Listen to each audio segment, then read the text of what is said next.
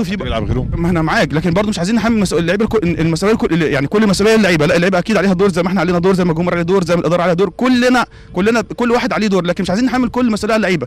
بالعكس انا يعني بالعكس هم بيحاولوا بيأدوا بيموتوا نفسهم. احيانا بتحصل بعض الظروف الخارجه عن ارادتنا وارادتهم. يعني احنا ما فيش لغايه دلوقتي ما لعبناش بتشكيل ثابت ماتشين ورا بعض، سواء اصابات او ايقافات او ظروف خاصه، مثلا زي مثلا مرض والد شوقي سعيد، فدايما عندنا غيابات. يعني انا بختلف الحقيقه مع الكابتن ايمن الجمل فيما قالوا ان اللعيبه ما لهمش دور كبير. لا، اللعيبه عليهم دور كبير جدا جدا جدا، وكل شويه هأكرر هذا الكلام بدليل ان ده الجهاز الثالث في الفريق.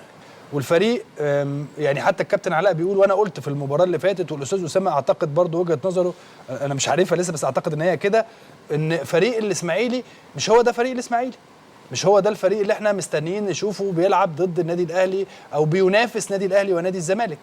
وبالتالي انا قد اختلف مع الكابتن ايمن، ولكن انا اعلم ان اي مدير فني او مدرب ما ينفعش يطلع يقول غير كده، ما ينفعش يطلع يقول غير الكلام اللي بيتقال ان اللعيبه ما عليهاش. لكن انا قلت ان اللعيبه دي قد تكون في الناحيه الفرديه لعيبه كويسين جدا ورائعين وكل حاجه، ولكن هم في الناحيه الجماعيه ليسوا جيدين. ده اول حاجه. ثانيا لازم يعرفوا قيمه النادي الاسماعيلي، لان ما ينقص النادي الاسماعيلي هو روح الفريق.